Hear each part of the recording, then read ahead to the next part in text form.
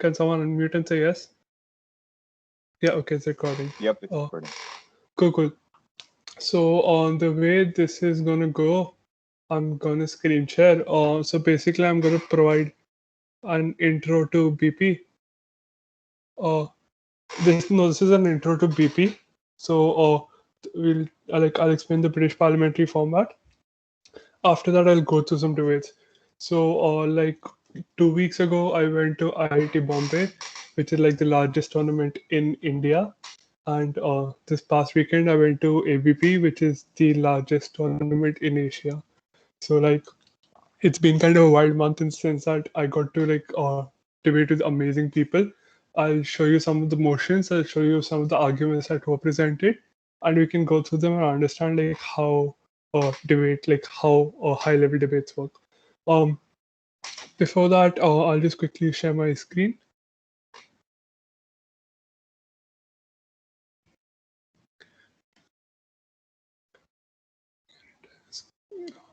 Yes, sorry, I feel like I feel like it's high school teacher who forgot how to share screen. Anyways, let's start with BP. This is the WUDC manual. WUDC stands for World Universities Debating Championships. This is like the biggest tournament in the world. Um, I will just like quickly, you guys can just Google it, WUDC debating manual. You'll get this. I'll go over the basics. So like I'll skim through this so you guys have a good idea. So how BP starts is 4 teams and 8 speakers. We have 2 teams on the government bench. Government bench obviously agrees to the motion, and 2 teams on the opposition bench who disagree with the motion. So we have opening government, opening opposition, closing government, closing opposition. Each of the speakers have names. So the first person, guys, also please make notes. You will get confused. There's a lot of information that's going to come through, like go through your head in 30 minutes. I'll give you like 2 minutes, get some pen, paper, or get a note-taking app, open your note-taking apps, because you will need to take notes. It's compulsory.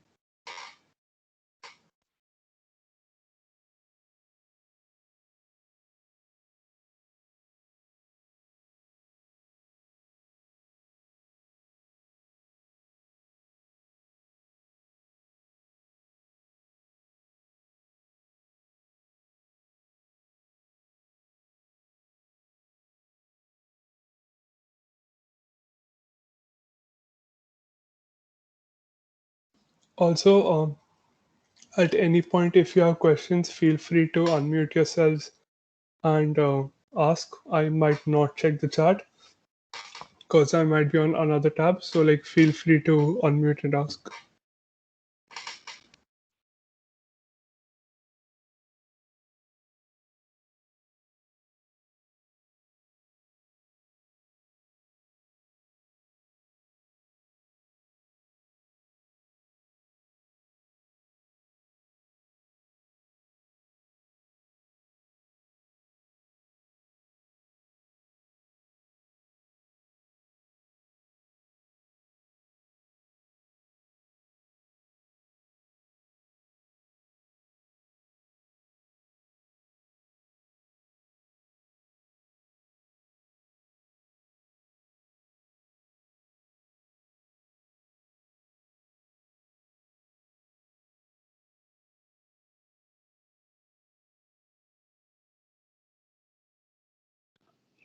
Wait, what's going on right now, Rohan?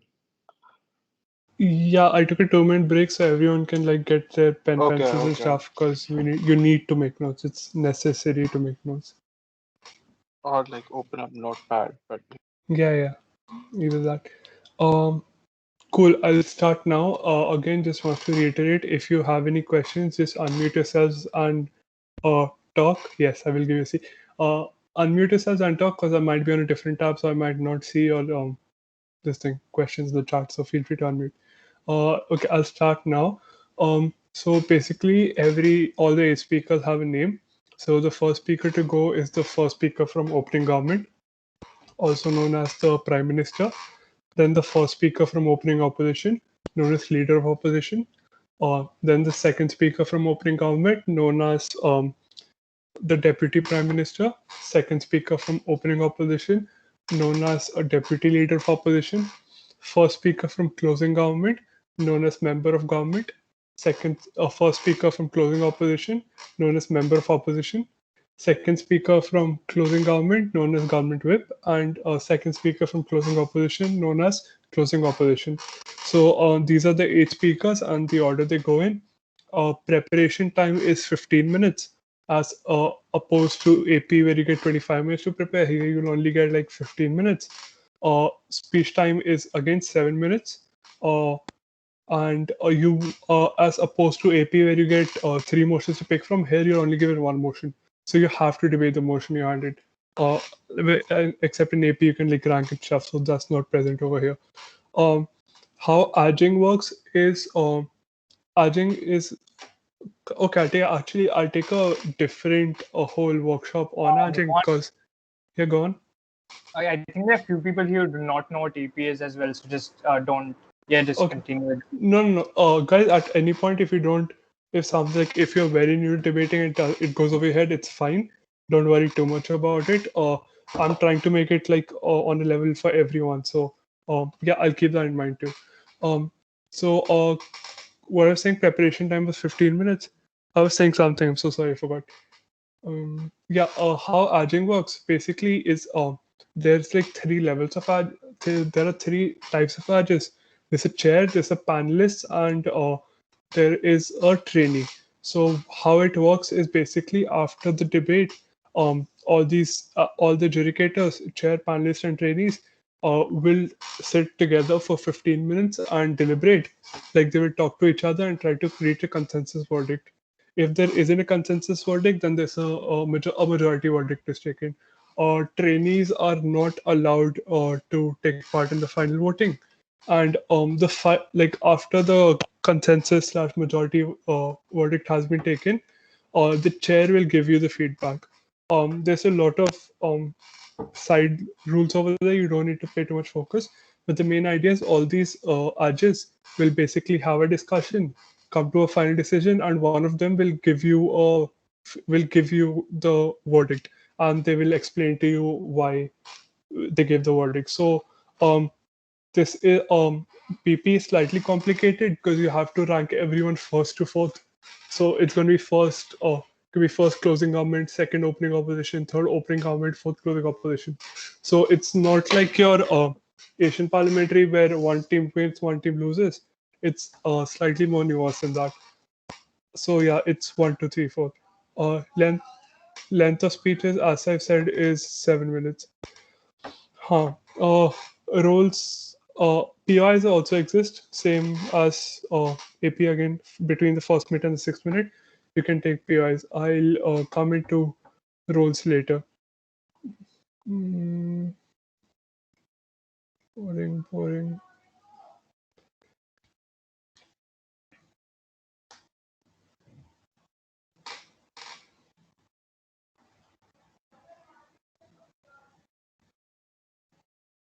Okay, this is like much more advanced stuff, so I don't want to get into it now.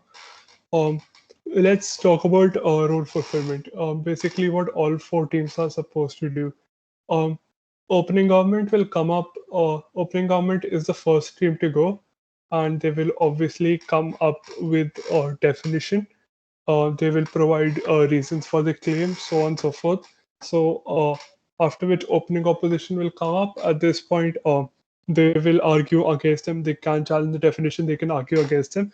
It's pretty much like an Asian parliamentary. So opening teams are called the opening half because like this is the upper half of the opening half. Um, Opening half is very similar to an Asian parliamentary where it's like a direct engagement with each other, where these two teams will try to prove their cases better. It gets slightly different towards closing half, but the general idea is that in the beginning, these two teams are just trying to argue against each other. I have a Where? question.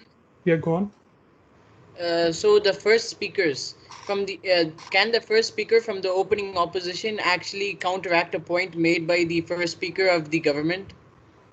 Obviously, that's the point of opposition. So in every motion, open like government bench is a motion is basically. I'll give you a motion example. Like for example, this house would legalize and actively incentivize the use of university bonds. University bonds are basically investors paying people that paying university students their fees, like paying it for them, and later the students have to give a small percentage of their salary back to the investor. So like that is the context for university bonds. So this house would legalize the use of university bonds. At this point, government is going to come up and give you reasons why that's a good idea and why university bonds should be legalized and incentivized. Opposition's job is to come up and disagree with that. Where they say, hey, whatever you said till now is wrong, and either it's not going to happen this way or something else is going to happen. That's a whole different, again, thing altogether. That's going into argumentation. I'll refrain from going there now. That's a much more advanced workshop. So the So opposition will not make more points, but will make more opposing points. they do both. They can do both. They can either straight up say whatever you said is wrong, or they can say, listen, number one, as opposition, you have to disagree with whatever government said. A, prove whatever government said is wrong, and B, try to show some more harms. For example, in this motion about university bonds, opposition will come up and say, hey, whatever government said was wrong. On top of that, what will actually happen is these investors will actually, um, try to take advantage over the students and force them to take high paying jobs or whatever. So they will show additional harms on top of disagreeing. That's opposition's job.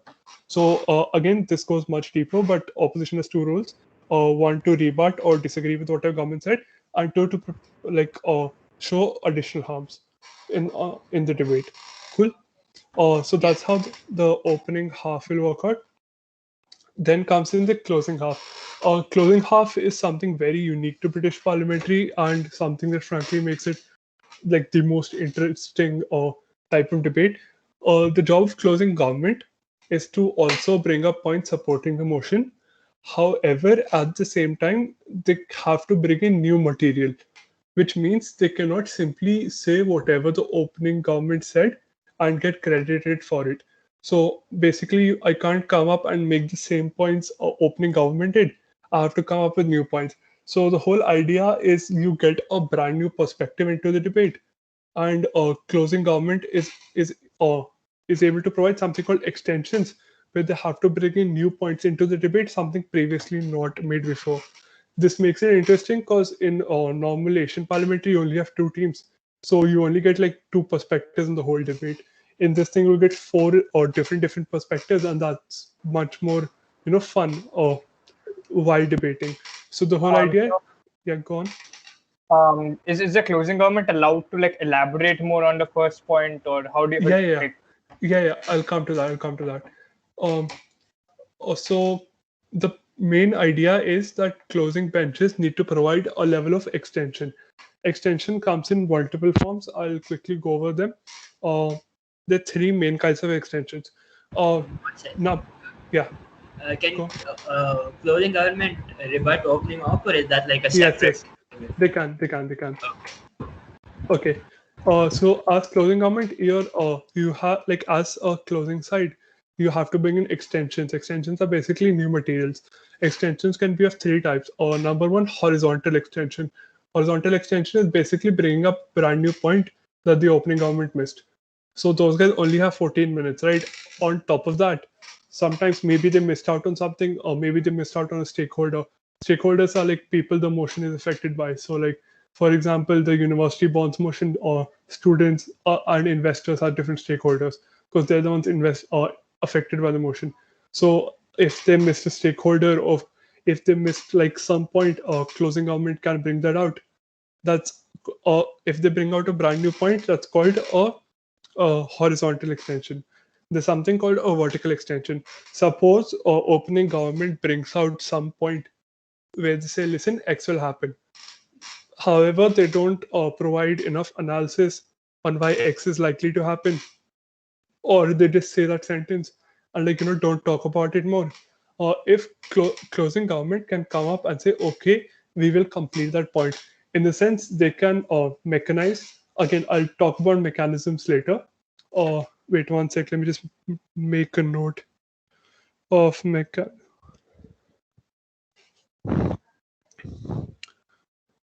Yeah, okay. So basically, they can if opening government provided some argument, but like left it halfway through or didn't explain it properly, and closing government can come up and provide a better explanation for that same argument, and that can still be credited as an extension.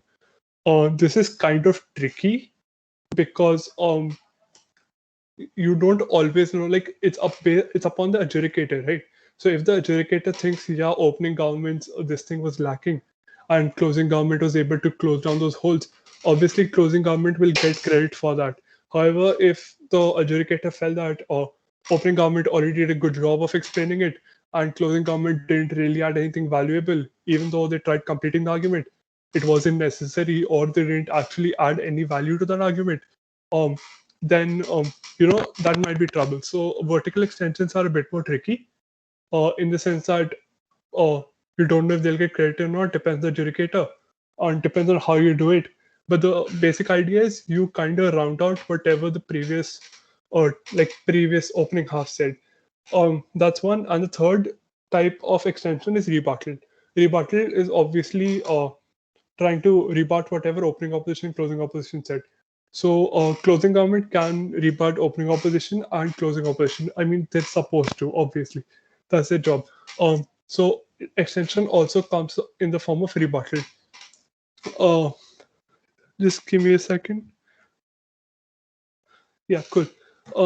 So then closing opposition comes up, tries to do the same thing, where they try to rebut opening government, closing government, while also they have to provide extensions, whereas in like they have to provide new points in a debate. There's some what you cannot do in British parliamentary is contradict your own opening half. What do I mean by this? If OG comes up and says X is going to happen, like OG is opening government, OO is opening opposition, CG is closing government, CO is closing opposition. I'll try to use the full names, but sometimes like because I'm so used to them, I might use the short form. If opening government says X is going to happen, closing government cannot come up and like directly contradict them by saying no, opening government is wrong. This cannot happen. This is called knifing, and this basically you cannot do that. You will be penalized for that. Whatever you said will be disregarded. So you cannot knife your opening half, which means you obviously you cannot contradict yourself, but you cannot even contradict the other team on your bench. So if OG says something wrong, closing government kind of have to roll with it. You can't just stand up and say, yeah, go on. What if OG didn't define the debate properly or kind of misunderstood the definition or something? Then you can come up with a new definition. See, you can come up with brand new stuff on your own. You can say OG was lacking in these places. We are going to fill out those holes, and therefore we felt their definition was incomplete or non-existent. So we're going to bring a new definition to this debate. That is possible. However, you cannot say OG's definition was blatantly false. That is not possible. We disagree with that. You cannot say that. We can say we accept whatever OG said, and we're going to add on to it. What you cannot do is say straight up contradict them and say no, they're wrong. Cool. So that's also a very important thing is closing. Also, government whip and opposition whip cannot really bring up new points, which is like the second speaker of closing government and the second speaker of closing opposition. This is much more stricter on closing second speaker of closing opposition because nobody comes after them. This is similar to AP opposition whip. As in, you cannot bring up brand new points. You have to talk on the previous points. There's a lot of things the whip does that again goes into deeper role fulfillment and argumentation. I do not want to get into it here. But the main idea is like that these are the constrictions that are present inside a British parliamentary debate. I hope you're all taking notes because this can get confusing. Yeah, Rohan. Yeah. Is it okay, like if I'm the closing government, is it okay to slightly go against the opening government, or should I keep it as like a rule that, okay, do not contradict what they say at all? No, it's a rule because if you go against them and the adjudicator catches that, you will be markless for it. Like whatever you say. So the rule is if you knife your opening, we do not consider the material at all. Also, Okay. like it sometimes happens that people go against it, it doesn't get caught, but like that's not technique. You're not supposed to do that. So how do you win a British parliamentary debate? So like I already talked about, you're going to get ranked first to fourth, right? First, second, third, fourth. So this is not Asian Parliamentary where you win or lose. It's a little more complex than that.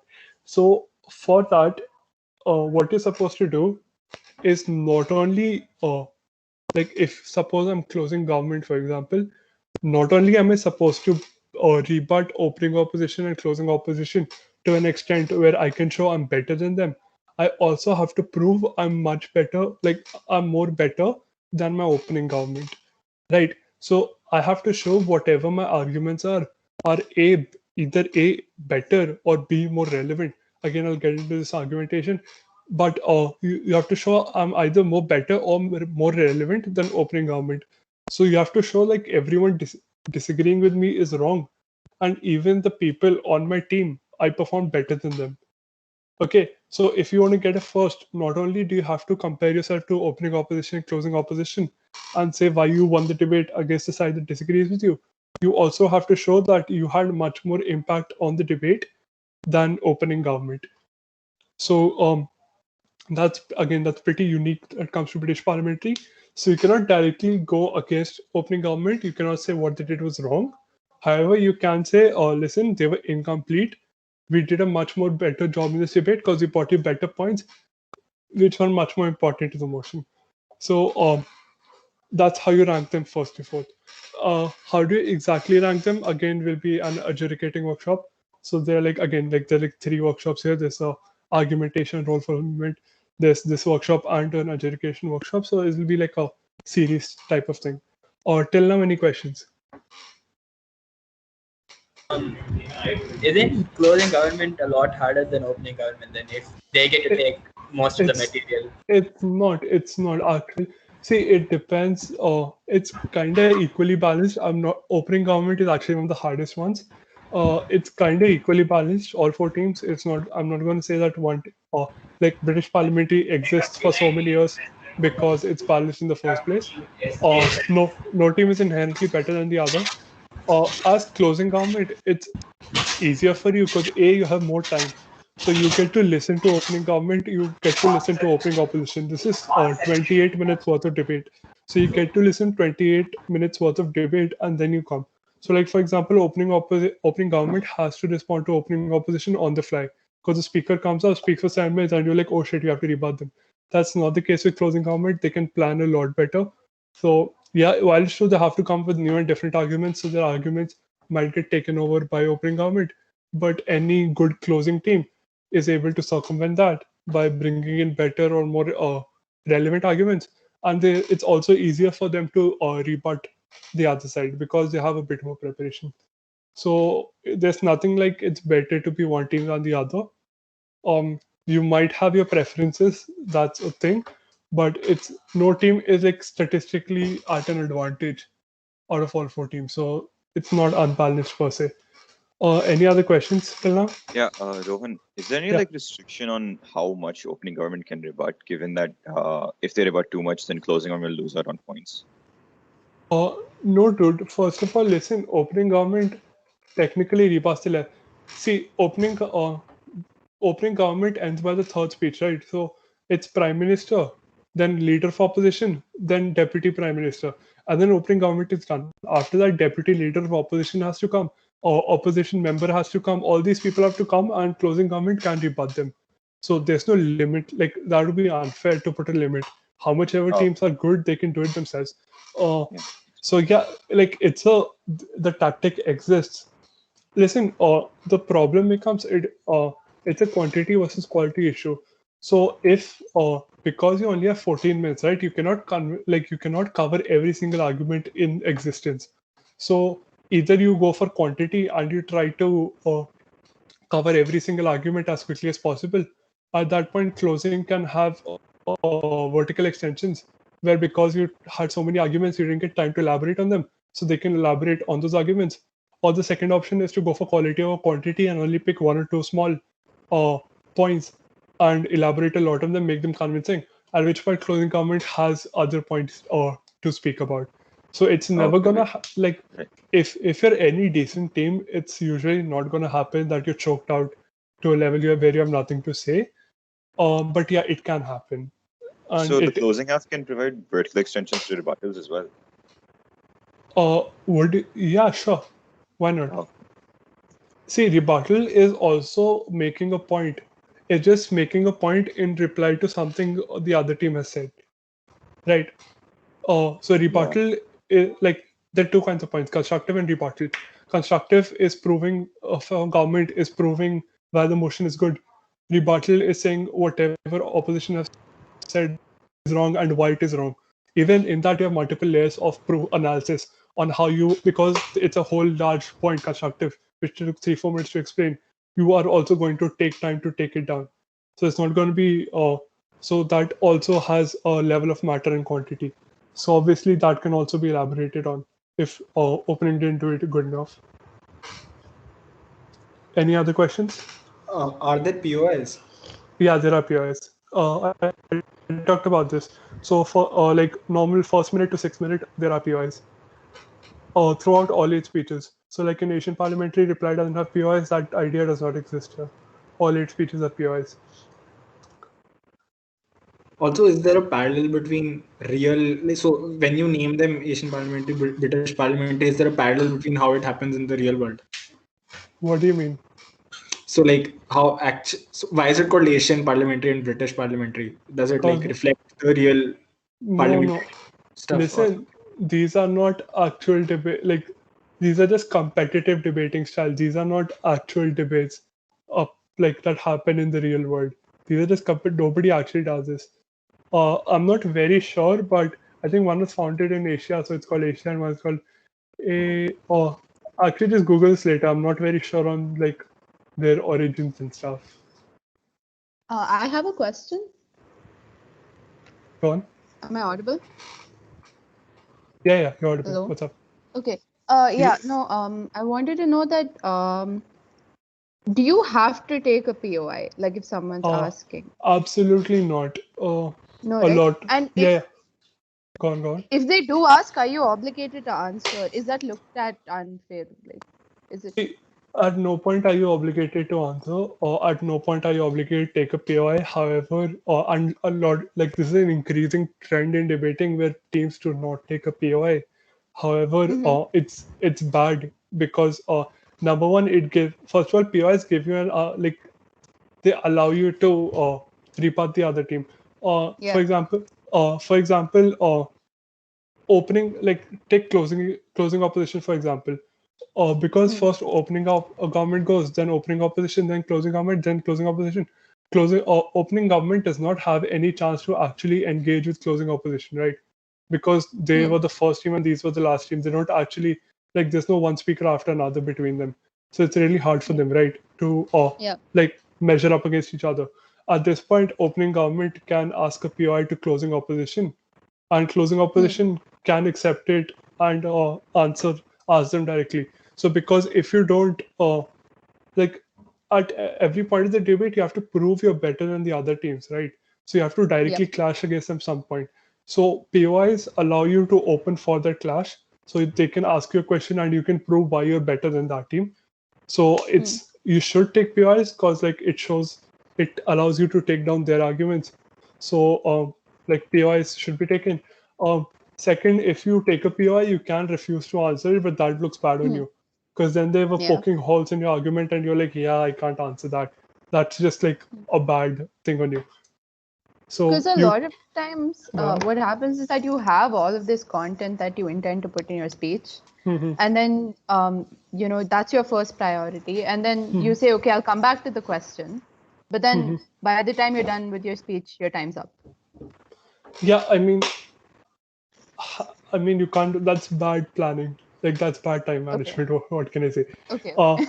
See, you need to plan in a manner that's how all teams plan. You have to plan in a manner that you also have time for POIs. Some like I said, a lot of teams in recent times do not take POIs because they are trying to push as much content as possible, and they don't really want to engage with our teams. So it happens. Or don't take a POI if you have too much material. But in general, if you take one, please do answer it. Because if you let it go unanswered for whatever reason, you'll just look like you agreed to them and you lost because you agreed to the argument. Okay. Alternatively, just one last thing. I'm so sorry. Yeah, it's fine, sure. how do you ask a POI in order to bring the other team down? What do you mean? A POI? Like, how do No, you as in, literally can ask a you POI or content of phrase? POI? No, content of POI. Okay. Uh, See, a POI is basically just two sentences, and where you have to Yeah. ask a question. So you have to poke holes in the arguments. So you can say, "Listen, we have already proved this. Why do you think it's going to happen that way?" Or just ask them like a straight up questions. Or why do you think that is going to happen? This depends very debate by debate. When I go through actual debates, I will go through this for you. I will talk about POIs that were asked. So give me some more time. I will actually talk sure. about POS. Guys, this is also tell me when to stop here because this can go on for legit hours. I will go through like PP format. I'm almost done with that. After which I am going to go through a couple of debates. So if at any point you're like Rohan is too late, you can shut me off because like it's my time zone is different, so it's not very late over here. Anyways, also I recommend you to go through this stuff because well, it's useful. Rohan, Yeah, what's up? can you drop? Is it like okay to drop parallels between British parliamentary speakers and Asian parliamentary speakers? Like, what do you call first speaker of CG and like a speaker in the Asian parliamentary, or like no, for role fulfillment? Role fulfillment. No, cause extensions, right? As closing team, you're much more focused on extensions and comparatives. I'll come to comparatives later. The whole idea is because you focus much more on extensions. You can't see technically you're right. As in, think of it as AP first speaker, but with more roles to fulfill, with more stuff to fulfill, because they have to do stuff like see, first of all, first speaker in Asian parliamentary does not need to rebut because he's the first speaker. That's not true for first speaker closing government because opening opposition has already spoken. Uh, on top of that, you also have to provide in new points that haven't been brought before. Uh, so it's not a very fair comparison, but yeah, they're kind of similar in like a high level sense, and they might need to define the motion, or they might need to bring some characterization and stuff like that. Um, yeah, okay. Cool.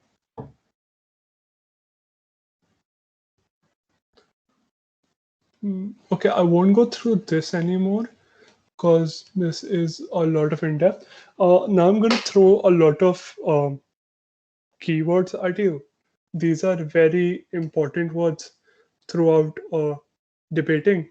So, like, make sure you guys know these words. Please write them down. Uh, First one and most importantly is definition. Definition is how you define emotion. So how like for example, like this house would legalize and actively incentivize the use of university bonds. In this house would THW motions, you're supposed to bring a model.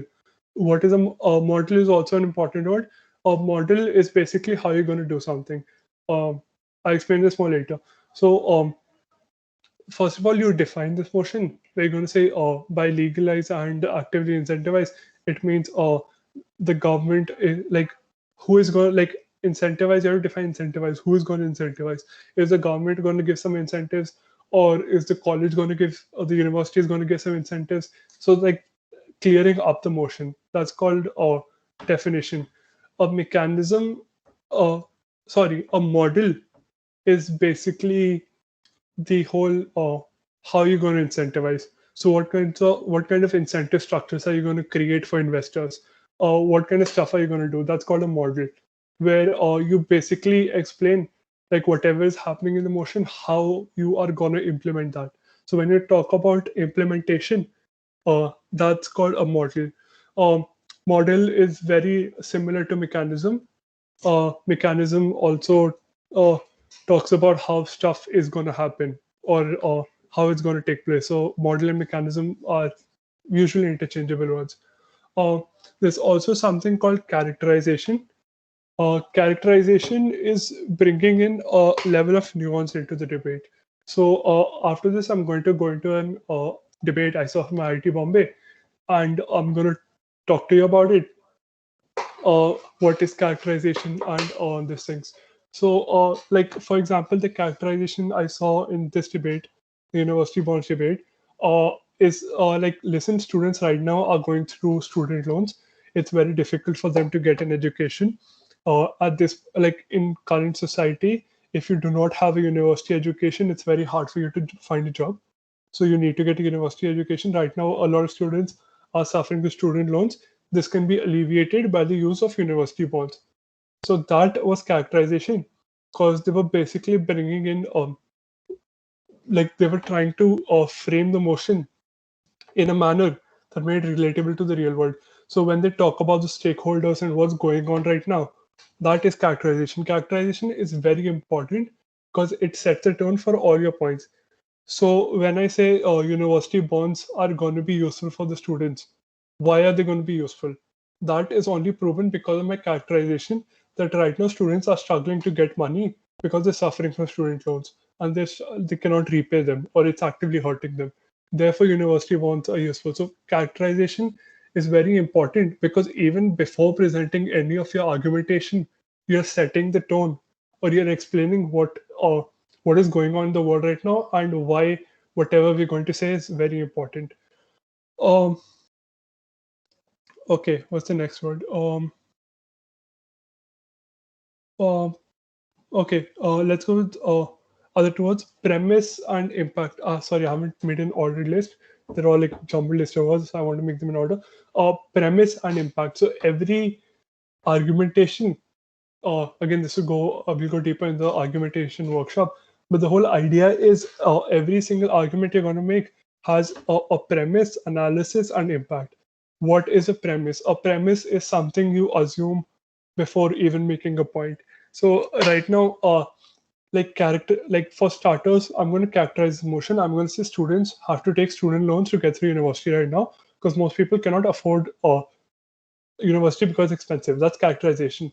At this point, I'm making a premise that students are really unhappy with student loans because they are hurtful to them, because even when they're earning, most of their income is taken away by the student loans, and it's very, like, it takes them like almost a decade to pay off. It is difficult for them. Because of this, they are unhappy. That is a premise, because a premise is basically something you assume to be true, on top of which you build argument. So, like for example, in mathematics, you have some axioms. Axioms are like not something you prove. Axioms are just assumed to be true. And on top of that, we've built mathematical foundations. Similar to that, a premise is something you assume to be true, and on top of that, you build stuff down up. While rebutting an argument, there are multiple places you can rebut an argument. Again, comes in argumentation workshop. A premise is one of them. So you can attack them and say, no, your premise is wrong. So having a solid premise is very important. So you cannot take faulty premises where you assume or something like, oh, people are fine with student loans, for example. That's a faulty premise which can be taken down. So it's very important to have good premises in your argument and make sure they're not faulty. uh, then there's analysis. On like after you, so my premise, for example, is people are unhappy with student loans. Then I'm gonna give you analysis. Then I'm gonna say university bonds are uh, are going to be helpful for these people. Are going to alleviate the sadness, for example, make them happier. That that's also a premise. So at this point, I have to provide analysis on why, and this is the second important one. So premise and second point, analysis. I'm going to bring in analysis and say, okay, this reasons X, Y, and Z are the reason why university bonds are much more better than student loans, and therefore people will be happier when they're using university bonds. So me trying to prove my entire argument is called analysis, where I give multiple layers of reason as to why this is going to happen. Cool. After that, once I have given enough analysis, I have to give my impacts. Impacts are, now that I have proved that my analysis is proved university bonds are better than student loans, I have to give impacts. Impact number one: people will not have to work multiple jobs, for example, because they do not have student loans, and sometimes because of student loans they have to work multiple jobs in order to support themselves. That will not happen with university bonds. Or people, because they don't have to take such big loans, they can use the money they earn and spend it on themselves and basically make themselves happier. That's impact number 2, and etc. etc. The whole idea is, so once you prove you are correct, it is also very important to prove what is going to come out of it. So simply saying university bonds is not the end of the debate. You also have to give what impacts are going to come out of it. What tangible benefits are you going to get from university bonds? Even if they are better, you have to prove what impacts are you going to get out of it. What tangible benefits. So that's called impacts. Cool. There's something also called weighing. Weighing weighing is basically drawing a comparison. So this is very useful in closing, for example, closing versus opening. So suppose closing government comes up and proves points XYZ, but opening government has also proved points ABC. At this point, how are you going to take these two? Like, how are you going to prove which team is better? So debaters are supposed to do something called weighing, where they have to prove that, hey, listen, the points we have proved are much more important to the debate, maybe because they're more relevant, or maybe because they answer some more important questions in this debate, or maybe they're well analyzed. So weighing is basically trying to prove that your arguments are relevant in a debate. Cool. So again, all characterization, then analysis, then impacts, all that is fine. After that's making an argument. You also have to prove why that argument is important. Cool. Because that's how you win over opening. Or for example, um, opening argument comes up and gives you a reason why university bonds are great. Cool. Um, then opening opposition comes up and gives you a parallel, like a different reason that doesn't really connect on why university bonds are bad. How do you then these arguments are not directly clashing with each other? One has given one benefit, one has given one harm. So it's like, how do you analyze which one is more important to the debate? Like, who wins? Because one has given one harm, one has given one loss. Which one is more important? Again, you have to put in weighing, where you have to show that, listen, the opening government has to prove that, listen, all the benefits we talked about, while we agree some harms do exist, our benefits are much, much better. And our benefits outweigh all the harms that come off. And that's how OG is going to win. Because it's not like you'll be able to take down all of their points. At some point, you'll have to create a trade off where you say, okay, all that is there, but our points are much more important to this debate. So that's called weighing. One more important term to know is comparative. So how does comparative exist? See, everything is not good, bad. Like, okay, how do I put this? So for example, in this motion, how I saw it, opening government, what they did was establish a comparative. They said, listen, right now, our main problem is student loans, right? So the alternative is university bonds. So at this point, even if opening opposition comes up and takes down their some points about how good university bonds is, government can come up and say, hey, you're right. But when you compare them to student loans, our side of the house is much better. So basically, in a debate, it's not just proving you're good, other side bad.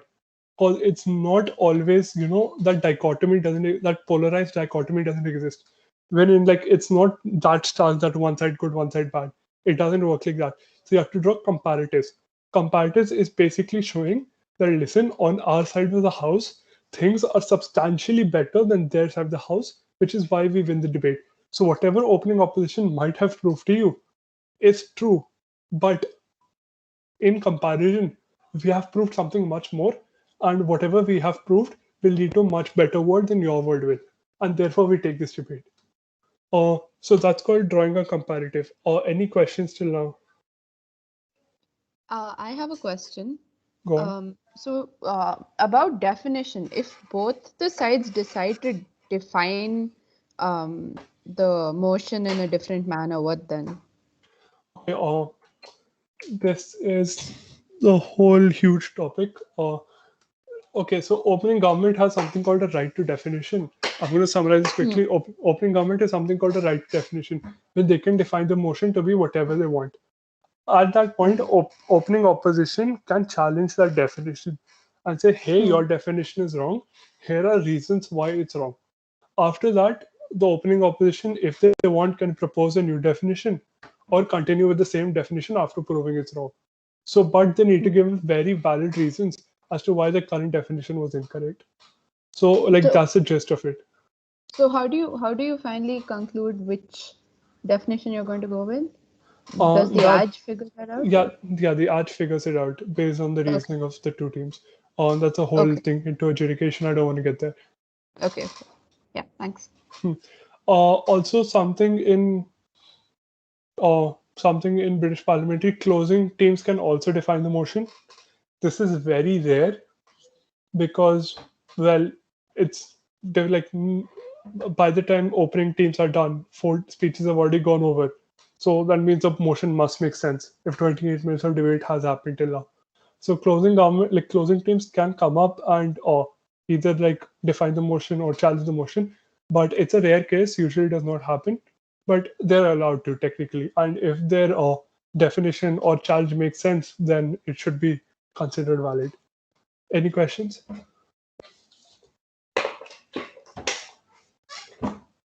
Okay. Hi, Rohan. Yeah. Can you? Yeah. Go on. Yeah, you can listen, right? Yeah, I can hear you. So, can you tell the difference between weighing your points and drawing a comparison, like drawing a comparative? Okay, sure. To me, it seems similar in some Yeah. sense. Yeah. Okay. I noticed as I was speaking. I'll tell you the difference. A comparative is proving that suppose opening comment is says, listen, X is going to happen. On opposition side of the house, if they disagree with this motion, then Y is going to happen. Okay? I am going to prove to you X is better than Y. So even if they say that, listen, X has some harms, or X, like they prove X is not going to be as good as we are trying to tell you, still it's marginally better than Y, and therefore we are the better side in this debate. Okay, that is called comparative, where you not only show that you're good, you show that comparing to the other team, you're substantially better. That is called comparative. Weighing is different in the sense, weighing is talking about why your arguments are much more relevant to the debate. For example, if I take this motion about incentivize the use of university bonds, and I give you an argument on example on how this would benefit professors, for example, I'm not going to go like this, it's not a legit argument. I'm just saying, for example, I give an argument about why this is going to benefit professors. Change that. Opening government gives an idea, like gives you proper analysis on why this will be better for students. Cool. Opening opposition comes up and tells you why this will be worse for professors. For example, at this point, you do not draw a comparative because a comparative happens either X or Y, right? At this point, a comparative doesn't make sense because these 2 points are not very interrelated. You cannot draw the dichotomy here. So what you're going to do instead is say, listen, whatever you said is true. Teachers are going to be harmed to some extent. However, in this motion, students are much more important because they're the ones who are suffering through these loans. These are the people whose life is impacted the most. So therefore, our point of students benefiting is much more important than your points of teachers suffering, because students are much more impacted in this debate. Therefore, when we weigh these two arguments, our argument is better because we talk about more important stakeholders in this debate. Or our argument, like even if they have been proved to the same extent, our argument is more important in this debate, and therefore we take the debate. Right? So it's not saying X or Y, it's saying we are more important. Whatever we have said till now is much more important. Does that make sense? Yeah, cool. Thanks. Cool. Any other questions?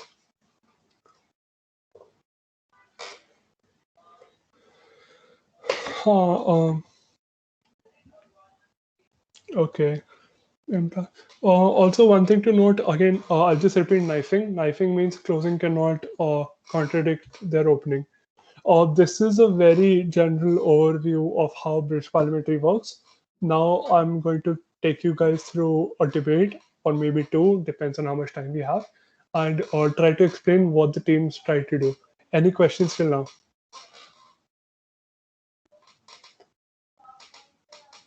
Okay. Will you Yeah. be sharing that PDF? Listen, I just googled WUDC debate guide. This is the first thing that showed up. Okay, okay. Yep. So this, like, it's always a. Okay. Yeah, cool. Thanks. Yeah. Also, I'm really sorry. Heroku has been really slow. I don't know why. I will try showing.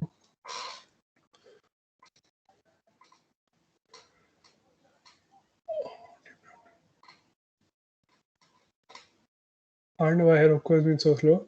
Give me a minute.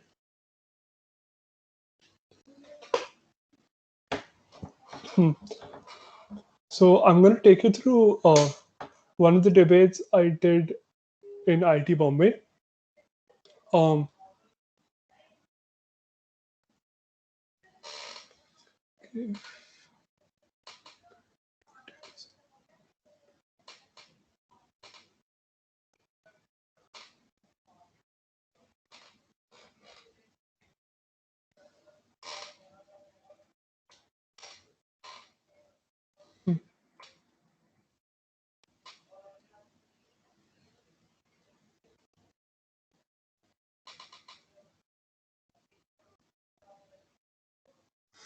Okay, I do not know how to do this. Okay. Yeah. So this was the. I will open the motion also.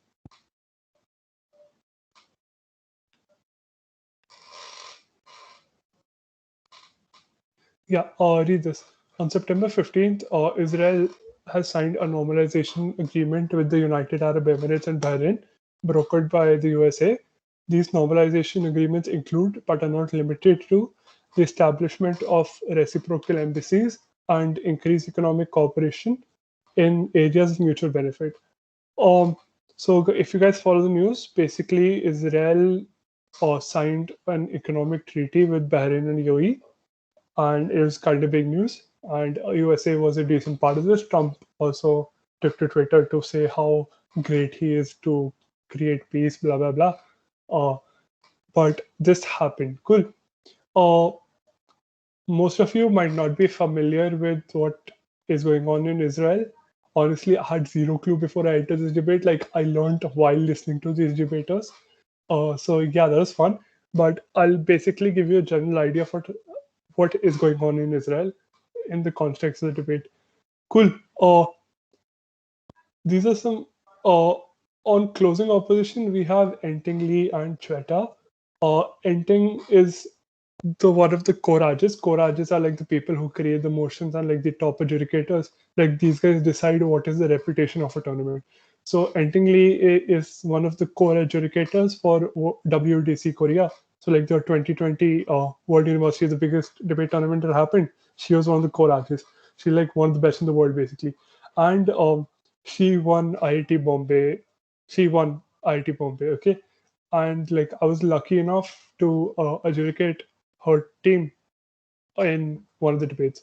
So let's talk about Israel, Bahrain, UAE normalization. Give me a second. I keep forgetting this guy's name. His name is so annoying. Netanyahu. Netanyahu, however you want to pronounce it. Cool. So right now what's happening, Israel and Palestine are basically in conflict. Israel is a heavily militarized nation, which might even have nuclear and stuff, but basically they're like heavily militarized, and they kind of hate Palestine.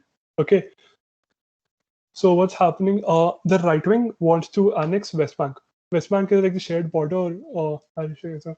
West Bank is a shared border between Israel and Palestine, like over there. So on one side you see Jerusalem, and yeah, basically. So what's happening is that the Israelis, right wingers, basically they hate Palestine and they want to annex the West Bank. The left wingers are against it and they just want to leave them alone. So the current president of Israel is Netanyahu, and he's a right winger who has threatened to attack Israel multiple times. Bahrain, UAE, and all of the Arab nations do not like Israel because of their heavy militarization, and they have promised or to support Palestine. Like the promise that we will make sure you do not get annexed. We are on your side. So there's like a verbal agreement between these people. And so what happened recently is that the Bahrain and UAE had basically had this normalization agreement, which basically means they had some economical treaties with each other, where they can basically buy and sell from each other.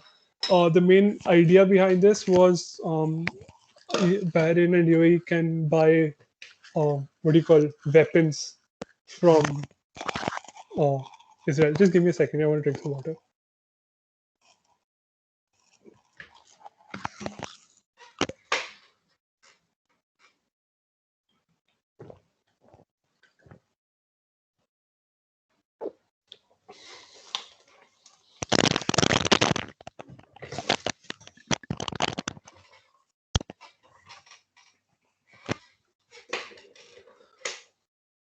All right. One very important thing to note: the elections for Israel are coming up pretty soon. And the blue and white party, which is the leftist party, is currently competing in the elections against Netanyahu, who's trying to go for another term. I'm going to go through this debate with you. I don't really remember what happened. These are like my notes.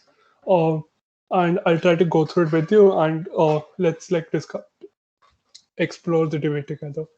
So first of all, Prime Minister comes up and says, listen, number one, this is going to strip away the agency of the Palestinians, because Palestinians right now put the support in UAE, the verbal agreement I talked about, and now they're going to feel betrayed because they're siding with Iran. So basically, Palestinians are going to feel hurt.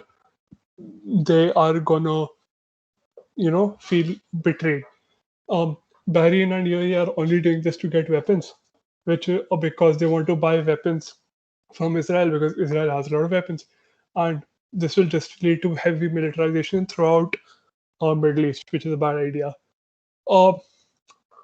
Trump is going to call, point number 3. Trump is going to call this a foreign policy success, because he's going to be like, yo, listen, I helped broker peace inside the Middle East, and what like he can basically use this to deflect all the economic failure that's been happening in the US, because instead of addressing that, he's going to call this a political success, and therefore he'll just paint himself in a good way.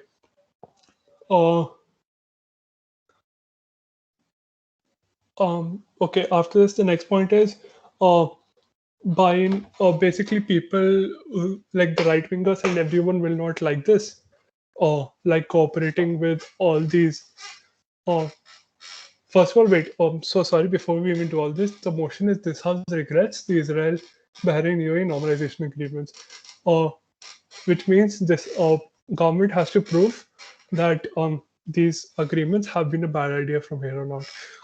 Before I begin, do you have any questions about anything I said till now? So maybe I'm like not understanding this the scope of the debate, but I'm not exactly sure how like whatever Trump plans to demonstrate this as is relevant to the debate.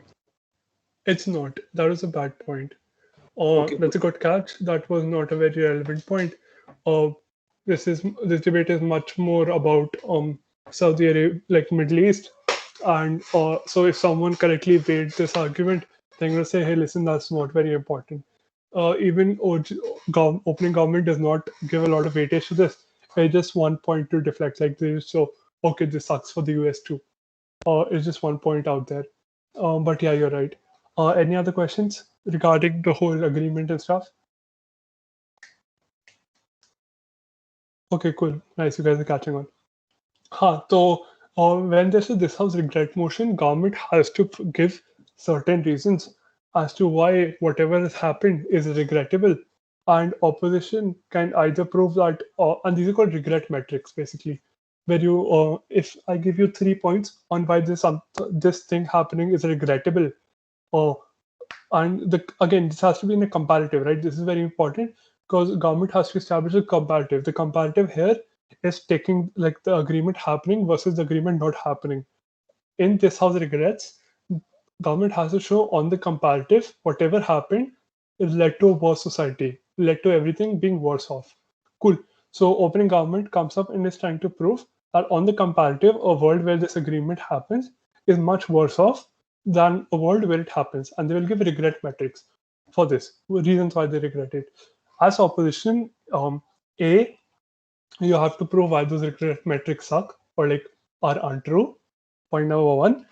Point number two is why on the comparative, it's good that this agreement happened or it's good this thing happened. So that's opposition job, rebutting and more substantial claim. Cool. Let's again, any questions? Cool, let's dive into it. So again, quickly, strips away the agency of Palestinians, and because they feel betrayed now, Trump will label this as a foreign policy success. The Israelis won't really like this. They don't really want, the right wingers really don't want to cooperate with people who they have been on edge with before. So now, because the election is coming up, what Netanyahu might have to do is follow the populist policy and annex the West Bank. Because like the only way he's going to get right wing, or because right wing is not very happy with him right now. They didn't properly explain why right wing is not happy with him. There's something that comes up later in closing opposition, but right now just right wing is unhappy with him, and they'll be even happier because of these trade agreements. At this point, he will have to annex West Bank in order to gain the right wing support, because that's right wing are the more popular ones in Israel. So this deal will basically lead to annexation of the West Bank, and on top of that, UAE and Bahrain will now become dependent on Israel because they have trade agreements with them, because they're buying weapons from them. Therefore, they cannot really critique. So if Israel does decide to do something, UAE and Bahrain can't point fingers because they're in the middle of a trade agreement, and they will lose out a lot. If they disagree, they'll just shut up. Then Irani rebels will also radicalize because Sunni Muslims are collaborating with the Jews. This is a very complicated thing. Let's forget Iran for the time being. Cool. I do not have time to go into how Iran factors into all of this as well. Basically, Iran is also militarizing and being a pain. Just give me one sec.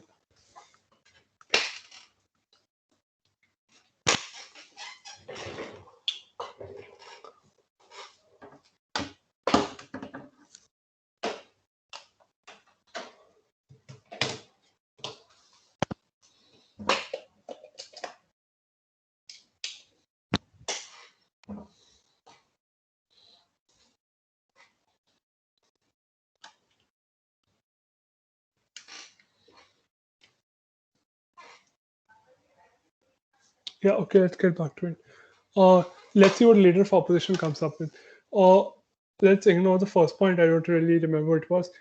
So whatever I have said in blue, whatever I put in blue is basically characterization.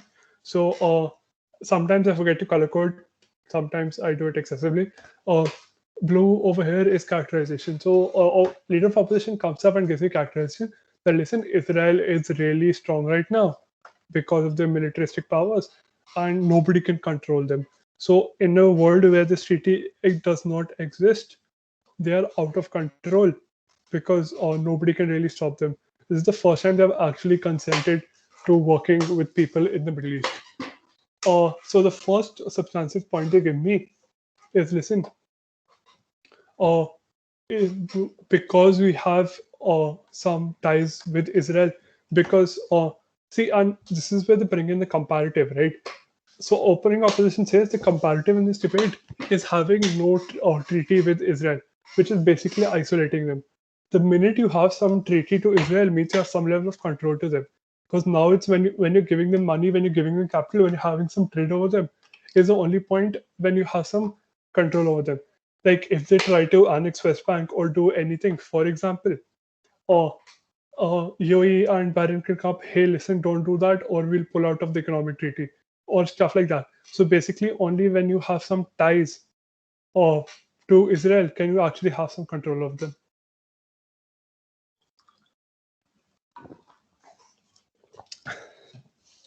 So see here, That's why comparative is so important, because they're able to prove that, listen, while the situation might suck, comparing it, like, because annexation and the whole situation might suck, comparing it to having no treaty, having a treaty is still better, because it means you have some level of control on them versus leaving them alone.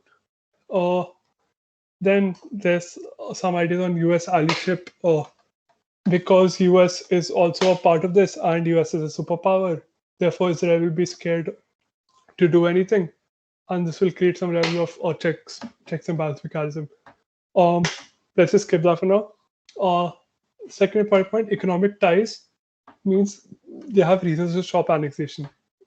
So the basic idea is, listen, right now, Israel has no reason not to annex West Bank, correct? These economic ties might be a reason that stops them, in the sense that because these people pull out of these economic ties if they chose to annex. So the whole idea of them having some level of control comes over here, because now they have a reason not to annex. So it's better on opposition side of the house. This is what LO comes up with. Then comes up to DPM. DPM comes up with the first point, and this is an impact. So let's go through it a bit more carefully.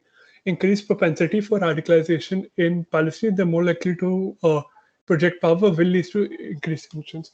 So basically, what they're saying right now is, listen, Israel is gonna, once Palestine sees that Israel is teaming up with Bahrain and UAE, and now they're gonna become economically more, like, Israel is gonna become stronger.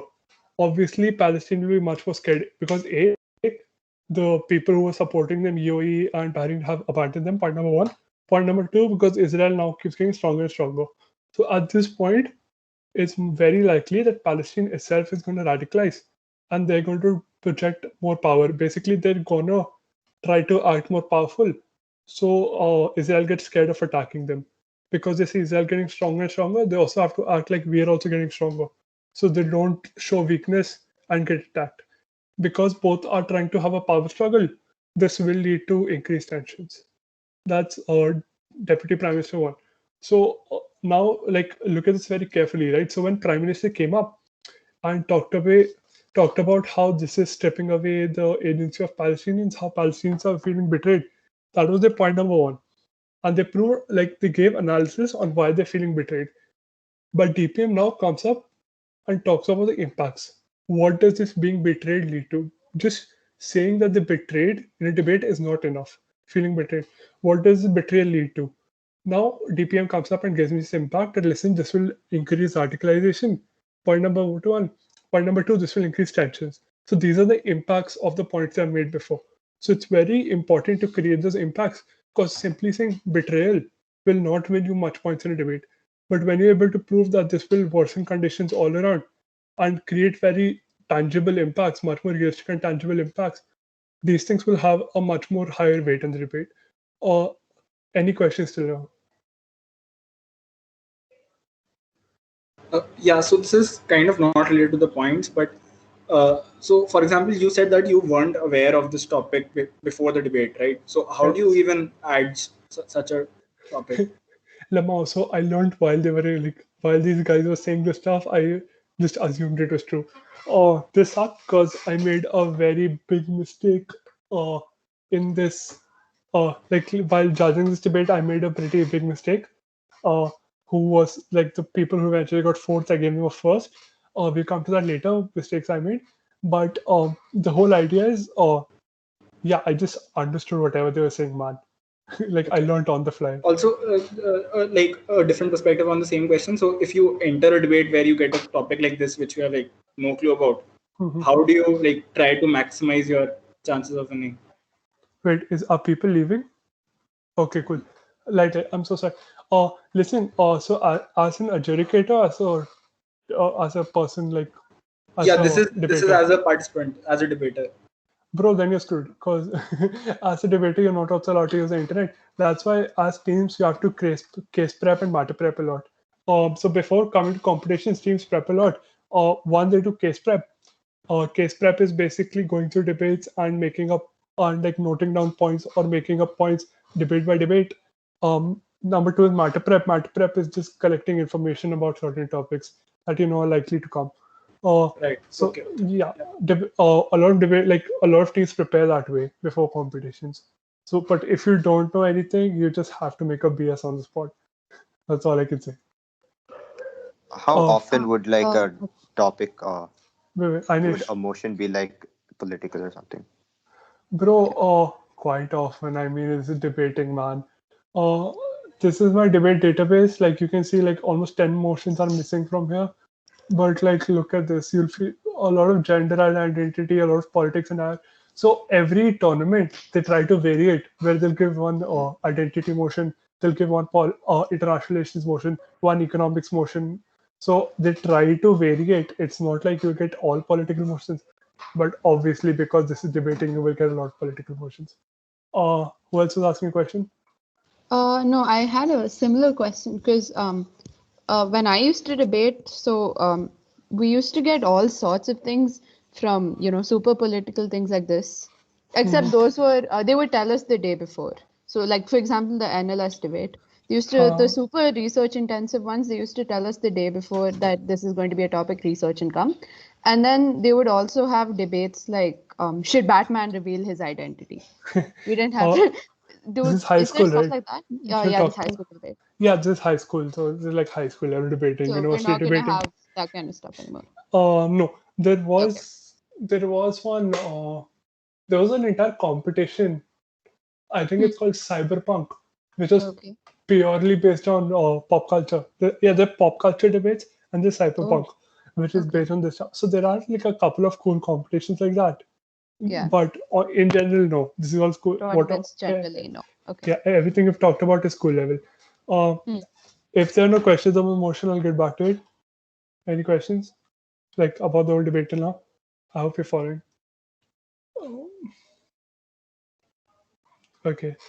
So let's go into the second point they make. So remember, leader of opposition talked about how because US is an ally and they're so powerful, this is going to create a checks and balances mechanism, especially because they had broken the trade.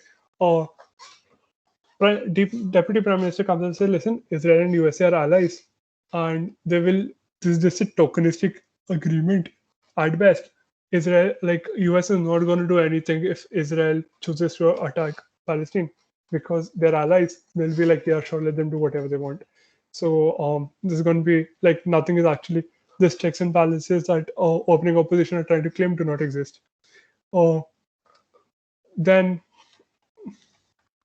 Then they give the whole idea and listen, Saudi right now does not care about this stuff. They're like very chilled out. They're not taking part in all this.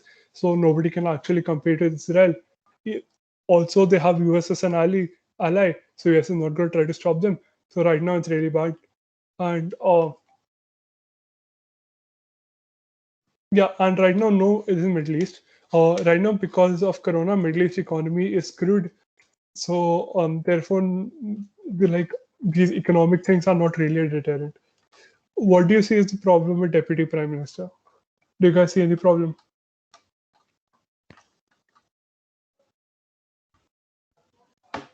Anyone, just take a guess. Take a random guess.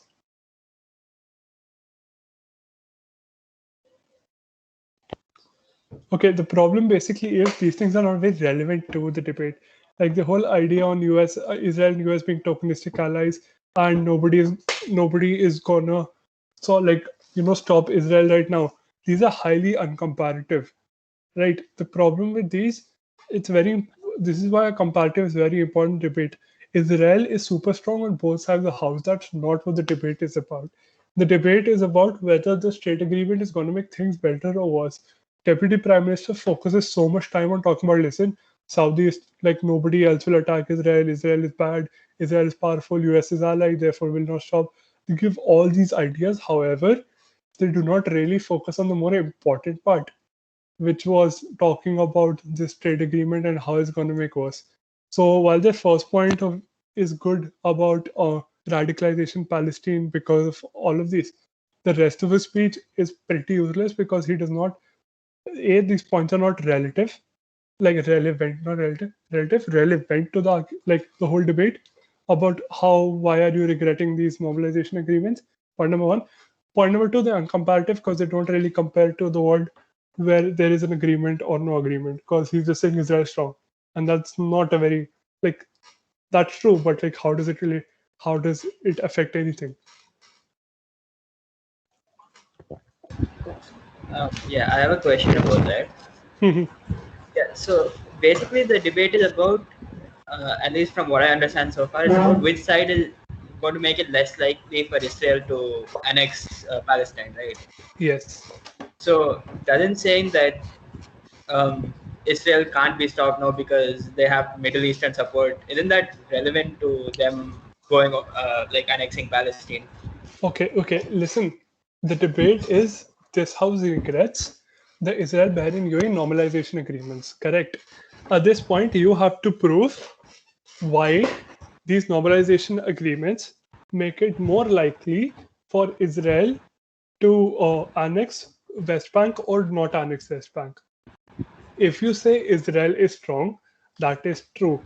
But that is irrelevant of the fact whether this normalization agreement exists or not. When the motion is talking about how the normalization agreement is going to make everything worse, saying Israel is strong is not a very good point, because Israel is going to be strong either way, normalization agreement or not. You have to prove why normalization agreement is making things bad. And that is a comparative in the debate. It will take time to understand comparatives, but basically you have to compare both sides of the house.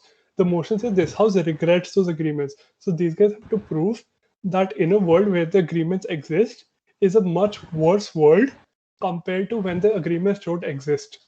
Okay, saying Israel is getting stronger happens on both sides of the house. On both sides of the house, Israel is getting stronger.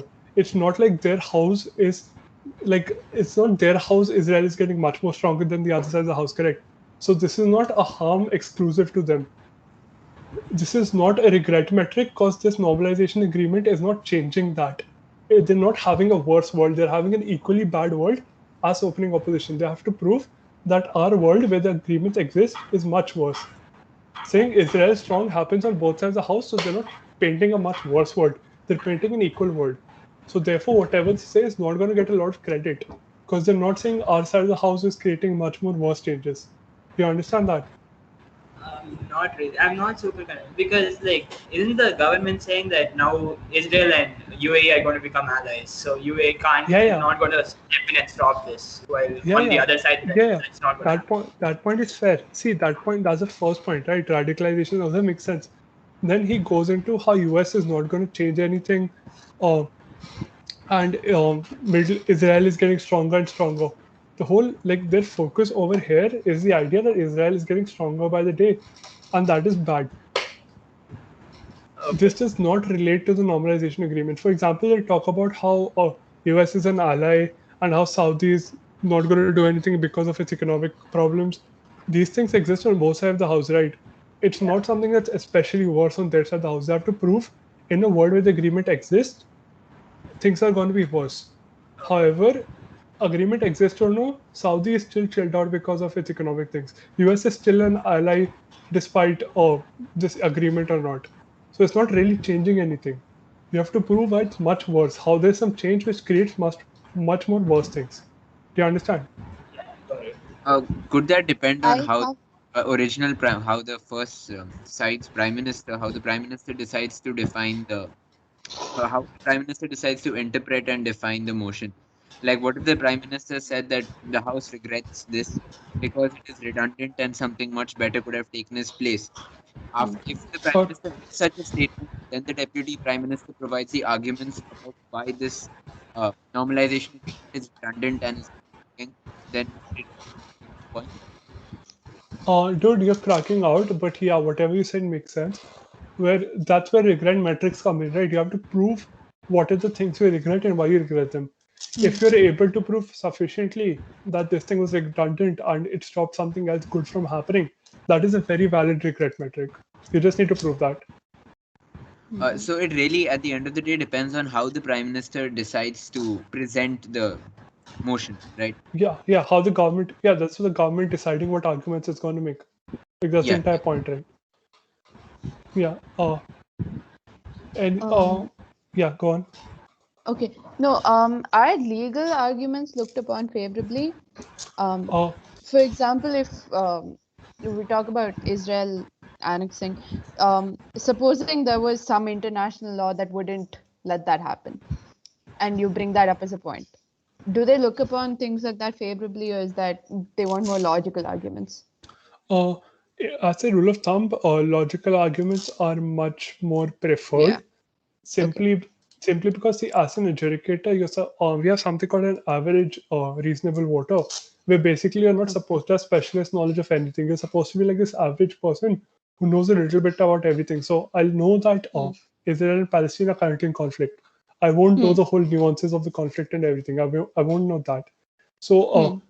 at that point, it's much better to make logical arguments because an average person is much more is going to follow your logical arguments much more better than pointing Hmm. out some law. Like you can definitely Yeah. point that out if it makes sense, but usually, as a rule of thumb, BPs focus more on logical arguments.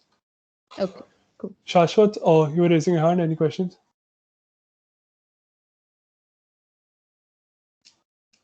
Is he even here?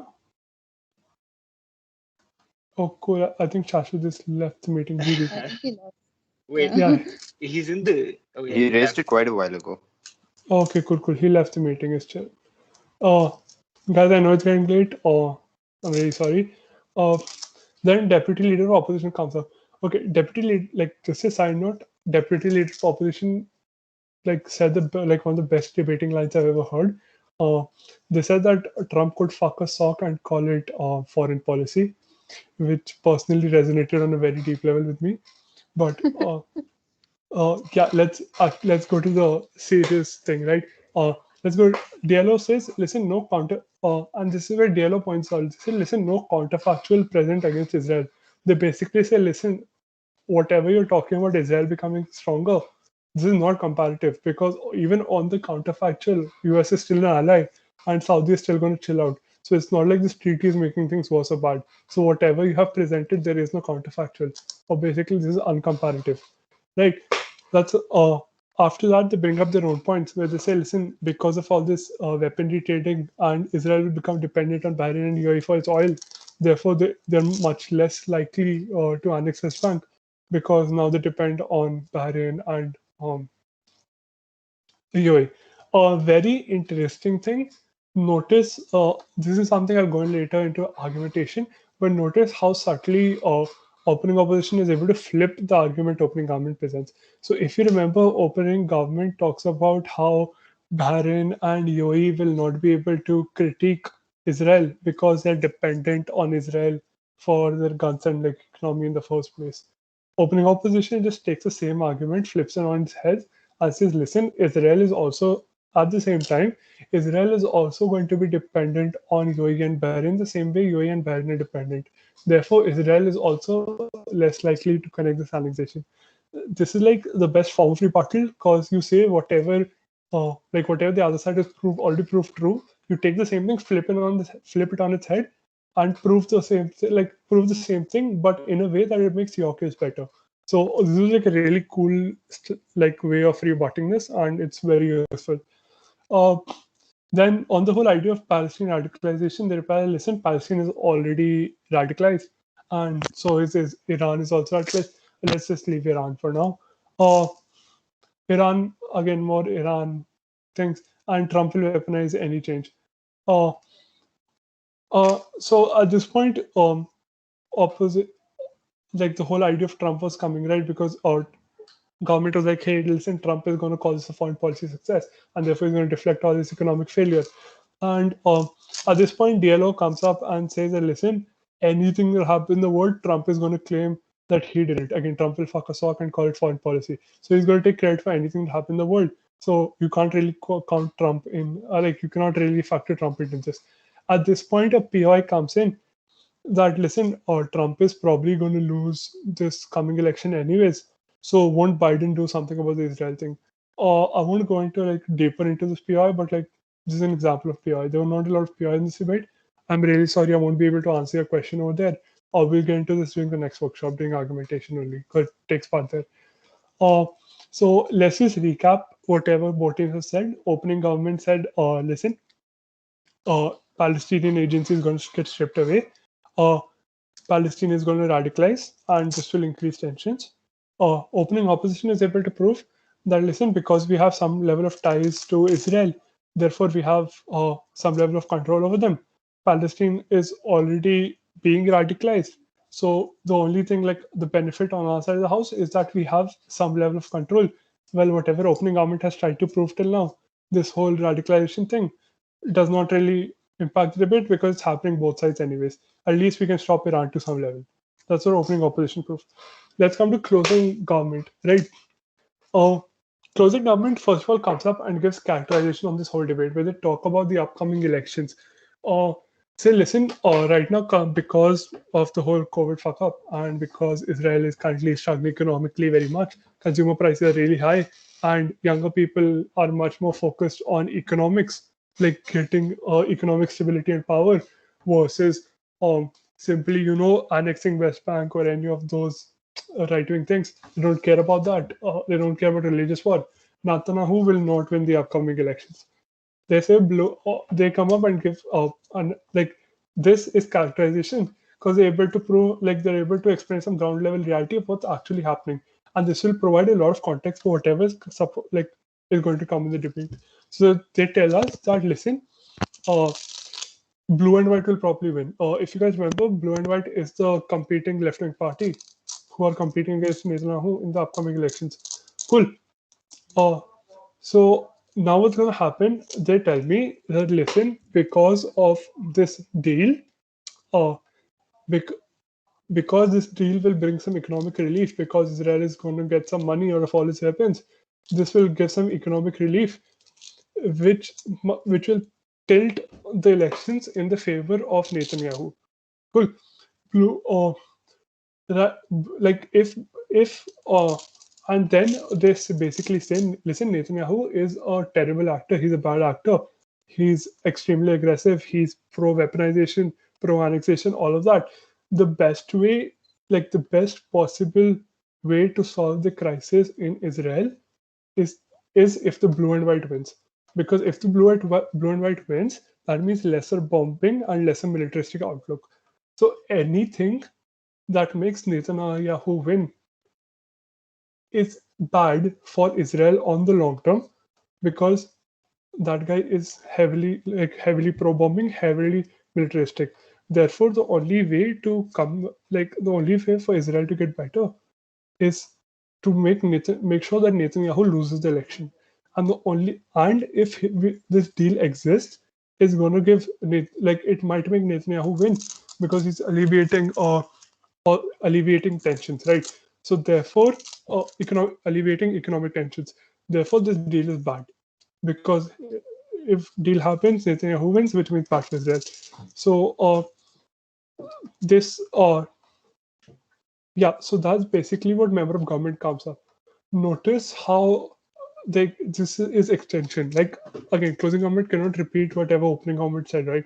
Notice how they take a completely different route, and none of what they say is at all overlapping with opening government. Where opening government talks about whole mainly focuses on the radicalization of Palestinians and stuff. Um, Closing government takes a different stakeholder, which is the people in Israel, and talks about how they're going to be better and how this is the most likely scenario for annexation to not happen.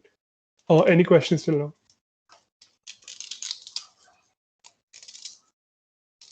Okay, I assume none. Then comes closing opposition. A member of opposition was Enting Lee, uh, like the one I talked about, the college educator, and like the winner of the who finally won all this. Let's go into what they need to say.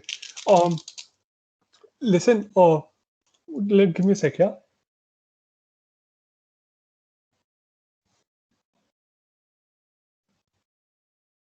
Okay.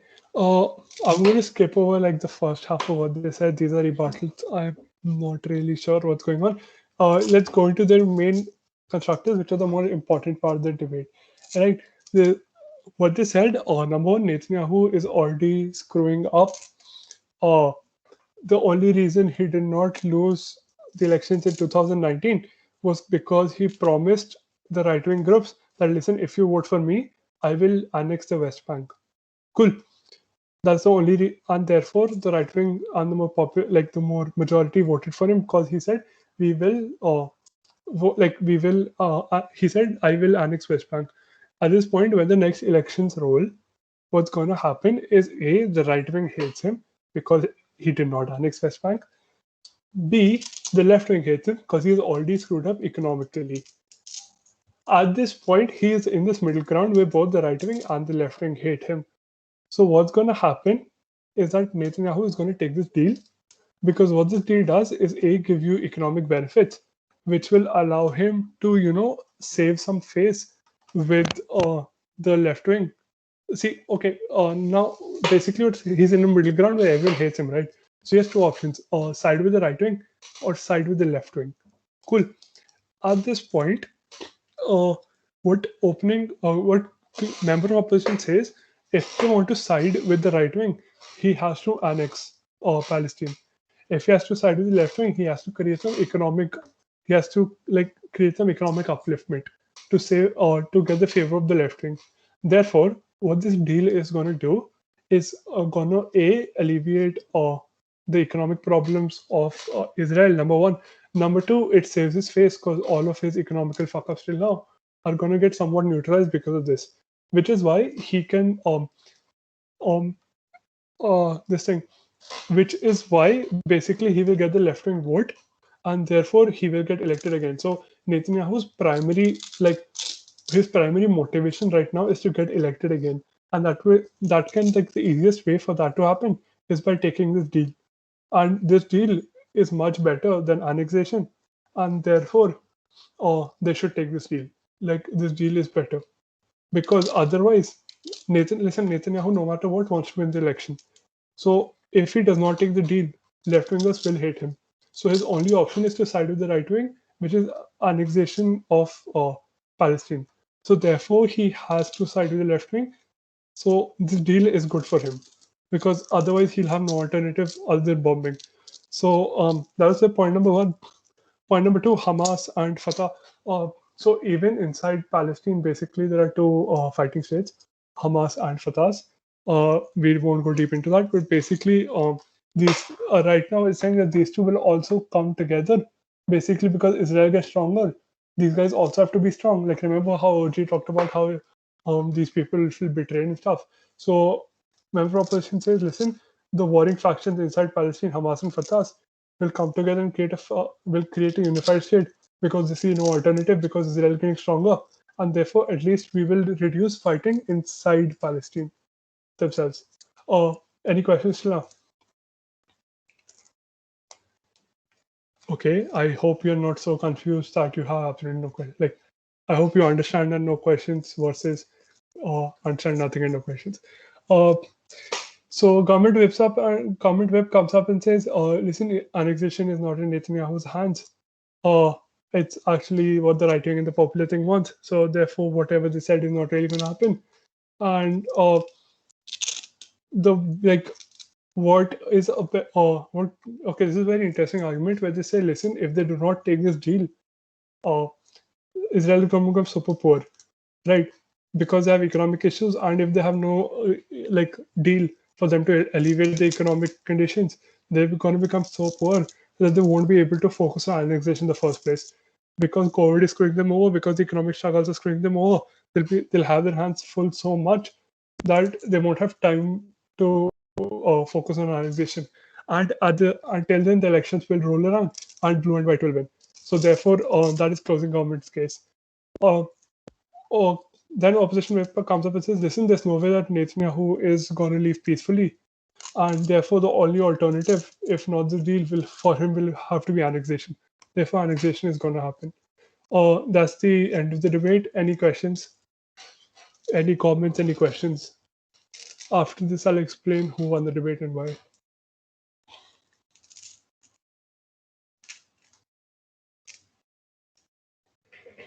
Come on, guys. Let's make this interactive. What do you think about the debate? Who do you think won the debate and why?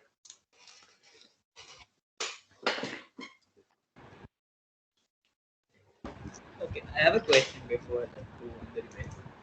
Huh? Like, Yeah, go on. in the closing whip, I think it was government whip, when he said, what did he say? They'll become so poor that they won't be able to annex. Isn't that like bad? Like, isn't What? that you're taking Israel as a stakeholder and then saying they're going to become so poor that like people are struggling and stuff? Doesn't that reflect poorly that if you took this deal, they would have been better off? Haha. Listen, that is true. But the trade-off over here and what all four teams are focusing on is that annexation does not happen. The most important impact of the debate is annexation does not happen. True, Israel will suffer a bit economically, but it comes at the cost that no annexation takes place. And then Blue and White get elected, and Blue and White will obviously make sure that economic things are prioritized. Right now, Netanyahu is never going to prioritize economy, and that's a problem. Therefore, Blue and White need to win. So, what's going to happen right now? Because economy sucks, or Netanyahu will not be able to annex, and then in a few, like in some time, he'll lose the elections anyways, and then Blue and White will come, and A, they won't bomb, and B, they'll focus on economics. So, over a long term, everything is going to end up better. That was the point from closing government. Okay. Any questions? I will start pointing out names now. I need you guys to analyze this debate. Like, just hearing the debate from my side is not enough. And Raghav, I will finish this in like 10 minutes max. I need you guys to tell me who won and why.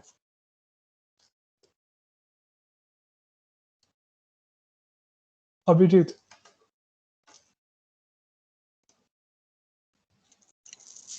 Nothing from my side, Rohan. I mean, Yeah, but honestly, I've still. listened to you, but I'm not really sure on my side. Yeah, it's fine. Listen, I'm not going to hit you or like kill you for making a wrong verdict. I know that Just much, but tell me who takes the first and why do you think why? You don't, it's chill. I don't really This have is, much of an opinion here. That's the problem. huh? So I left in the middle to go and get something done. So I came back and Excuses. yeah. Ainesh. I was hella confused. It's fine, but like still, what do you think of the debate? Listen, I made a massive debate, like mistake in this debate. Okay, uh, I this is like technically classified information, but I got 6 out of 10 in this debate. Okay, so like I made quite a few mistakes too, so it's fine. Chill, nobody's gonna kill you. I want to hear you guys. What do you think about the debate? Oh, Ainesh, go still. Wait, Rohan, Mhm. in British Parliamentary, isn't it the case that only the chair gives the summary of the debate to the Yes. participants? Then you're scored by your like fellow adjudicators, or are you scored by the participants? Okay, chair is scored by the participant. The panelists are scored by the chair. So I was a Okay, panelist. I okay, was a okay. panelist. I Yeah. Oh, Ainesh, anything? Yes, no. I guess I forgot who it was, but I got your point about when the speaker was talking about the whole Israel is powerful thing and how that wasn't really related to this at all. So Okay. So yeah, that team sucks basically. yes, Cool. And any team you thought good or you thought okay, their arguments make the most sense out of all these. not necessarily. Like I wasn't too invested in it, I guess. Cool, cool. I was kind of confused. Raghav, anything? in my like I think that the first opposition, like if I were to adjudicate in my very like zero experience, I think I'd give it to the first opposition. Why? Uh, well, I personally like wasn't a fan of the like quasi meta, if I may, that the second opposition went with. But overall, the opposition did manage to convince me like better. So I'd go with the first opposition. Plus, I I especially latched on to a couple of flips that they did. Okay. Sure, makes sense. Then Vidushi. I kind of lost track. I started listening to the arguments, forgot who said what. Could you open the debate thing for a second? Yeah, sure. Uh, mhm. Okay, so um, um, Okay, OG was trash. Uh, I'll just quickly summarize. OG tried to yeah. talk about how this thing Palestinians will feel isolated and therefore they will radicalize Okay. and increase tensions. Opening opposition said, listen, we have some control over Israel because we have some economic ties with them.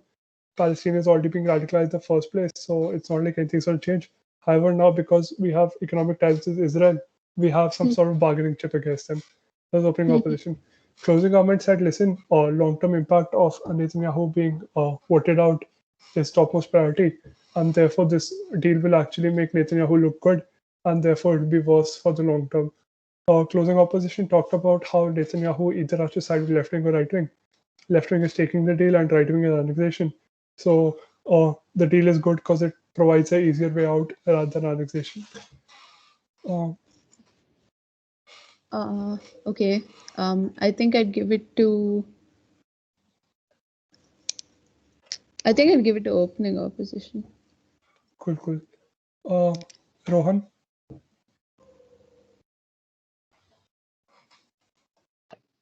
I smirked a little when you said Rohan, not gonna lie. Rohan Sharma, are you there, bro? He wrote in chat that DPM. Yeah, he Right. put it on the chat.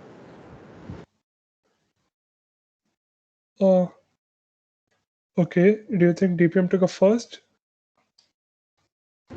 I think the points made more sense, as in whatever the other was saying is like, okay, it's bad, it's not going to get better, so let's take a bad deal. Like, that's all I got.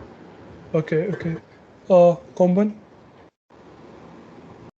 I didn't understand much, but then wait, I don't know. I like closing government. This thing I don't know. The internal struggle inside inside Israeli politics. I don't know something about that. Okay. Yeah, I don't know. It's fine. Chill. Anirudh? I think I would give it to the opening leader of opposition, primarily because I think that the people who started the first, it's a prime minister, right? Prime minister starts. I think that the arguments that the prime minister gave, they weren't really, they didn't really set up the motion very well, in my opinion, because I might be biased a little because I've read a lot about the treaty itself. So I guess that would influence the way I look at it. But I felt like the opening leader of opposition, since it wasn't their duty to really set up the debate, I felt that since they only really had to argue against the points set by the prime minister, I felt like they did a better job because it's easier for me to find the flaws in the prime minister's argument than the opening leader of opposition's argument. Okay. Sure. Adarsh? Yeah, I like CG the best. Very. All I right. felt the way they talked about long-term effects, something that no other team really gave in the full debate, and how this is going to look better for every. They said it was going to be better for Palestine in the long term and Israel in the long term, which I thought no other team was as convincing. All right. So this was my initial verdict. I hope you guys will see it under feedback. First goes to closing opposition. Second goes to closing government. Third goes to opening opposition. Fourth to opening government. It doesn't mean you guys were wrong. But I have my reasons for giving it this ranking. So that was the beginning. In the end, we decided the actual, the finalized ranking was closing government, opening opposition, opening government, closing opposition. I think that's it. Yes. So, the team who won IIT Bombay, the whole debate took a last in this motion. Took a last in this debate. It was fun. Uh, I'll give my reasoning why. Uh, Closing government, personally, not personally, makes the most sense simply because they're able to tell me, listen, as long as Netanyahu exists, the threat of annexation is always going to be there because he's always going to be pro-military. He's always going to be pro-bombing. So the only way to make sure that annexation never ever happens is to remove Netanyahu out of power. That can only happen when the blue and white party win. The only way for blue and white party win is for this deal to not exist. So A, they're able to give long-term impact, but more important than the long-term impact, they're the only team who are able to prove that, listen, this annexation is not going to happen in any case. Because all other teams are, yeah, sure, the chances are lowered. These guys are the only ones who are able to prove that, listen, this is the only way to ensure that annexation never happens. This is why closing government takes us first. Cool. Opening opposition. Opening opposition takes it over opening government because of reasons I gave before. Opening government doesn't like opening government. Number one proves that true Palestine will radicalize because of the betrayal, but most of their points do not make sense because they're not comparative in nature, as in they don't really depend on the normalization agreements happening or not. They're just saying Israel is bad, Israel is getting worse. That's not good. Like that does not change the motion. That does not prove how normalization agreements make everything worse, which they were supposed to. Uh, the point on radicalization stands. However, opening opposition is able to prove to me that, listen, Palestine is already being radicalized simply due to the power differential that already exists between Israel and Palestine. So it's not like something new is happening.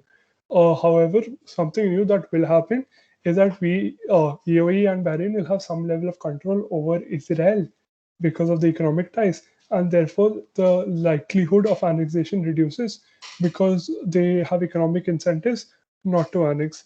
Therefore, opening opposition take it over opening government. Cool. They still lose out to closing government because, again, they're only able to reduce the chances of annexation, while these guys are able to prove how to permanently get rid of annexation. Opening government takes a third because I already proved why they lose to OO, and they again CG is able to give me much like CG impact the debate much more than OG do. OG only talk about like they only prove how radicalization will happen. These guys are able to give me proper answers on how Israel will fully develop and what is the best course of action for them. And yeah, all of that. So they have their points make much more impact on the course of debate than opening government does. So that's why they lose to these two teams. Um, I'll come to closing opposition. The main problem with closing opposition's case is that listen, as I talked to you before, Netanyahu has always been a right winger, right? He's he's got this. He's risen up the ranks because of the support of the right wing. At this point, like closing opposition tell me that despite all of the years of the left wing hating him, despite all of his screw ups, this one single trade agreement is somehow magically going to ensure that the left wing love him and all of them are going to vote for him. That, first of all, does not make sense. Number two, they never actually prove this. They just said that, listen, this will save his face among left wing and they might vote for him. However, it is very less likely that the left wing that has always hated him will suddenly God for vote for him. So therefore, on their side of the house, Netanyahu's only option is to annex. So it's not like closing opposition is able to create any impact because all they're able to prove is annexation will happen, even with the treaty. So they don't really prove anything. Opening government is still able to prove the whole radicalization idea. So therefore, compared to closing opposition, they still take it. So therefore, it's closing government, then opening opposition, then opening government, then closing opposition. Any questions? Any questions? Anything? Any comments? Why did you give closing opposition first? Okay. So yeah, I messed up. I bought the whole idea of them like left wing.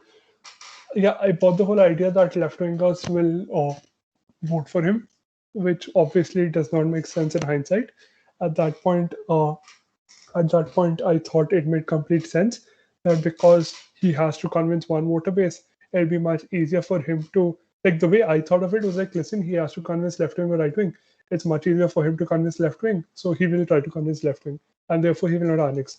What I didn't really, this is mainly due to my lack of knowledge, but what I never really like while making my decision, what I didn't factor in was the whole idea that left wing are never going to support him, and even if he tries to appeal to the left wing, it's not going to be very beneficial, and he is better off appeasing the right wing because that's where he has more chances. So he's going to take the right wing either way because it's the chances of his success are much higher.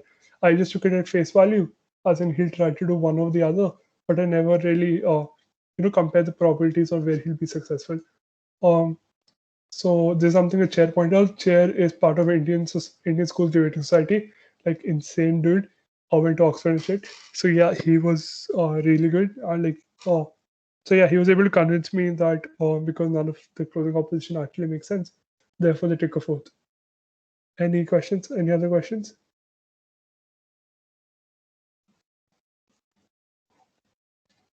Okay, cool. We'll wrap up the whole thing. I hope you guys had fun. We will be having. Yeah, I know it's very exhausting. Thanks to the sarcastic laugh, but this will take time. This is okay. This was probably one of the best debates of my life.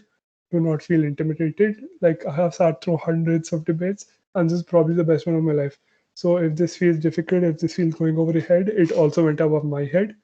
And I've been doing this for years. So don't worry too much. Start step by step. I just wanted to give you an idea of how debates at like the highest level happen. There's not even the highest level, but yeah, how like really good debates happen. So yeah, I hope you guys had fun. Any last questions about anything related to debating at all? Let me know.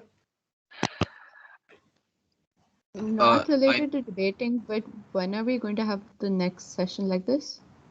Whenever you guys are free. I'm always Okay. jobless. I'm always jobless. I'm always Hey debating. Rohan, what BS? Are you really always jobless?